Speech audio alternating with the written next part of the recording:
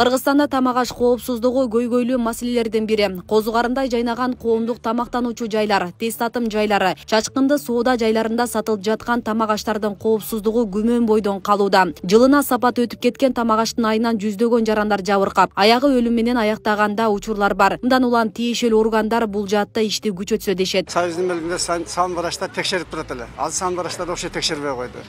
Текшерсе да үстүртөн текшерип коюп, немелер менен жакшы неме болбой атабы, текшерилбей көрүп атасың, эч бир санитардык немеге жооп бербейт. Даже столовойдун ичинде чоң столовойлордо санитардык абал начар. Срок өтүп кеткендерди сатат көбүнчө. Ошону караш керек. Ана монтип көчөгө эле жайып алып эле чаң, канча адам өтөт, алардын ичинде ооруган адамдар өтөт, туурабы? Ошо вирустар бар да. Нанды деле бетин ачык коюп эле сатып атышпайбы базарда? Ачык эле сатылып атат, жакшынакайлы болуп.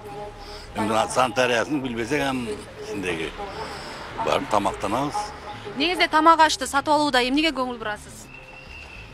Даамдуу болуш керек тамак, ошого көңүл буруп. Бул эле эмес, мына детсадтын тармактарында, мектептин тармактарында да мен барып көрдүм да. Чымындар, немелер, бүдекелер, таракандар жүрөт. Ал нерсе биздин келечегибизде бул тукум уруктарыбызга зыян тиет да. Ал мындай нерсеге бардыгына биз каршыбыз. Ошого көзөмөлдөгөн адамдар керек да, ошолар бардыгы ушундай биздин Кыргызстан боюнча жашагандан кийин эң биринчи ден соолук керек адамга. Аны өкмөт чара көрүш керек, санэпидстанция текшериш керек. Деген менен Кыргызстанда тамак аш коопсуздугун көзөмөлдөгөн атайын орган жок. Мыйзам дагы иштелип чыккан эмес. Санэпид көзөмөлдөө борбору болсо жылына бир жолу гана текшерүү жүргүзө алат. Пландан сырткары элдин арыз даттаны түшкөндө гана ишке ашат. Ал эми калган биз кирип аларды текшерип кандайдыр бир чара колдонууга бизге мүмкүн эмес.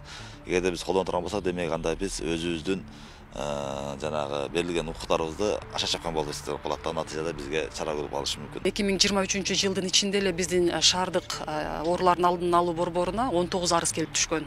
Тамак аш коопсуздугу сакталбаган учурлар, улануулар анын ичинде дагы бар. Ошол 19 учурлар боюнча биз жеринде териштирип, арыздарды каттап, фактыларды аныктап, алардын ичинен биз ушул 14 жеке тарапка айыппулдарды салганбыз да 93 000 сомго. Ал эми калган фактылар боюнча дагы биз жеринде ошол кемчиликтерди жоюу боюнча санитардык көрсөтмөлөрдү бергенбиз. Бирок тилекке каршы бул учурлар дагы деле тамак аш коопсуздугу толук сакталып калат деп мындай кепилдик жок да. Баягы жеке тараптар, сатуучулар болобу, өндүрүүчүлөр болобу, алар дагы ушул мыйзамды толук сактап, тамак аш коопсуздугуна өтө кылдат көңүл буруулары, алардын өзүнүн дагы жоопкерчиликтери болуусу азыркы замандын талабы болуп атат да.